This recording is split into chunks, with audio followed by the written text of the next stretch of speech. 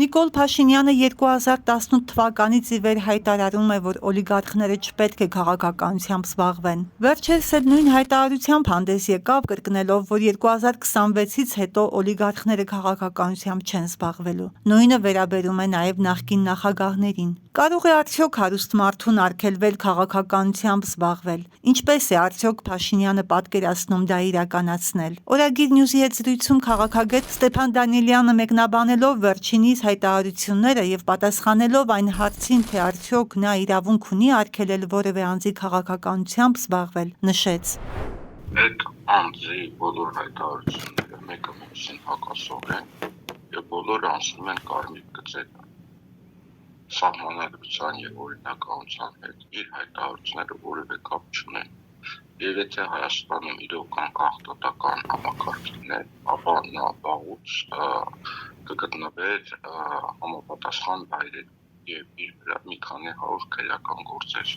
կլինեին։ Որպես օրինակ Դանիելյանը հիշեց եկեղեցու շուրջ հնչած հայտարարությունները, դատական համակարգի նկատմամբ վերաբերմունքը եւ այլն։ Նրա խոսքով, երբ մի քանի անգամ խախտվում են իրավական սահմանները եւ դա մնում է անհետևանք, ապա որևէ բան չի խանգարում կրկին նույնը անել։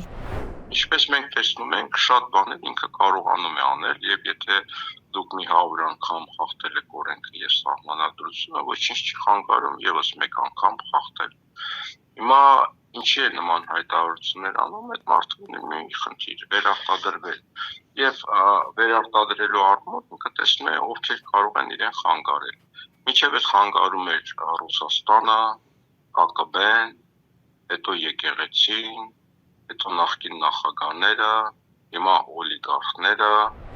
Քաղաքագետի խոսքով վաղն էլ Փաշինյանին կարող են խանգարել հանքափորները, եթե գործադուլ հայտարարեն իր դեմ։ Մյուս օրը երկրի թշնամի հայտարարվեն տաքսու վարորդները, ինչը նույն քաղաքական տեխնոլոգիայի շարունակությունն է։ Իսկ ինչ վերաբերում է նրան, թե հարուստ մարդը կարող է քաղաքականությամբ զբաղվել, թե ոչ, քաղաքագետն ասաց. Հենց քաղաքականությամբ զբաղվում են մարդիկ, որոնք ապահովված են ինչ-որ առումով, որովհետև եթե խոսքը գնում է կուսակցության մասին, եթե խոսքը գնում է ընտրությունների ժամանակ մոդուլներ անել պետությանը մասնակցելու համար, գրավ դնել եւ այլն, ապա դա հաղթած մարդիկ չեն կարող անել։ Բնականաբար ինքը վտանգ այդ տեղից է տեսնում եւ